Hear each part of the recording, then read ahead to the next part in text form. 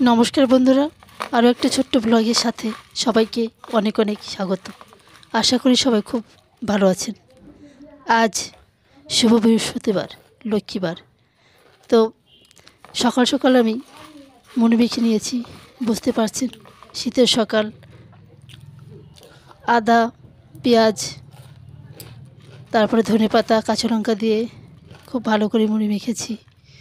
খুব তাড়াতাড়ি খাচ্ছি, ব্যস্ততম সকাল। এদিকে হাজব্যান্ড যাবেন ডক্টর দেখাতে কৃষ্ণনগর, তো তাড়াতাড়ি মুড়ি খেয়ে নিয়েছি। আমিও হাজব্যান্ড দুজনে মিলেই মুড়ি খেয়ে নিয়েছি এক থালায়। তো এদিকে আমি রান্না বসিয়ে দিয়েছি, দেখতে পাচ্ছেন মসুর ডাল, তার মধ্যে একটি আলু সিদ্ধ দিয়ে দিয়েছি। অন্যদিকে ডিম ও আলু সিদ্ধ বসিয়ে দিয়েছি। খুব তাড়াতাড়ি কাজ করছি। উনি তাড়াতাড়ি বেরিয়ে যাবেন, এখন বাজে সকাল 7টা, 8:30-র মধ্যে বেরিয়ে যাবেন। তো খুব তাড়াতাড়ি করছি।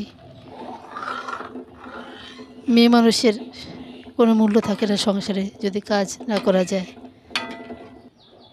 যতই শিক্ষিত হন না কেন একটা মহিলা, সে যদি সংসারে কাজ না করে তার কোনো মূল্য থাকে না। এমনকি সারাদিন কাজ করে কোনো নাম পাওয়া যায় না। তবুও সংসারে কাজ করে যেতেই হয়। মুলোটা কেটে রেডি করছি, মসুর ডালে দেব। মসুর ডালে মুলো দিলে ডালটা একটু টেস্টি হয়। এমনিতেই উনুনে রান্না করি, কিন্তু আজকে একটু ব্যস্ততম সকাল, হাজব্যান্ড তাড়াতাড়ি বেরোবেন, তাই গ্যাসেই রান্না চাপিয়ে দিয়েছি। রাঁধুনি হিসেবে আমি খারাপ নই। হাজব্যান্ড বলেন যে তুমি যেমনই রান্না করো না কেন টেস্টি হয়, তোমার হাতে জাদু আছে। দেখবেন সংসারের দায়িত্ব যদি নিজের হাতে থাকে তাহলে সেই সংসার করার মজাই আলাদা। আমি যখন একা থাকি তখন আমি যেটুকুই কাজ পাই না কেন সারাদিন ব্যস্ত থাকি, সারাদিন কাজ করার চেষ্টা করি। খুব একটা গতিতে কাজ করতে পারি না, তবুও একটার পর একটা কাজ আমি করতেই থাকি, সারাদিন ব্যস্তই থাকি। যে এমন নয় যে কাজ বন্ধ করে ঘুরে বেড়াবো, কাজ করব না। আমি একটু ধীরগতিতে কাজ করি, তবুও একটার পর একটা কাজ আমি করতেই থাকি, তবুও কাজ করে কোনো নাম থাকে না।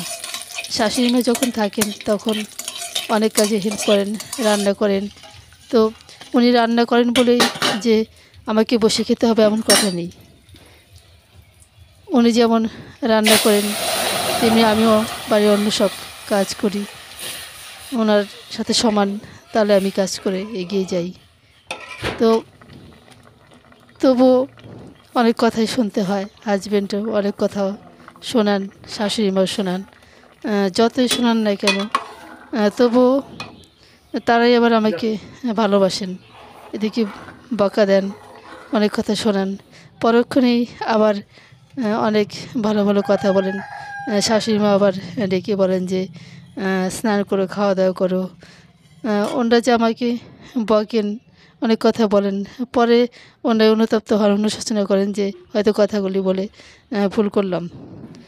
এদিকে আমার রান্না বান্না অলরেডি হয়ে গেছে, পুরো হয়নি, ডাল ভাত রান্না হয়েছে। তো হাজব্যান্ড আর ডিমের ঝোলের অপেক্ষা করেছিল না, গরম গরম ভাত এবং আলু সিদ্ধ ডাল দিয়ে খেতে দিয়ে দিলাম।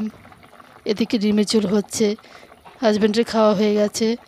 তো উনি ডক্টর দেখাতে যাবেন, সেই জন্য আলু সিদ্ধ আর ডাল দিয়ে খেয়ে নিলেন। এদিকে আমি ডিমের ঝোলটা করছি।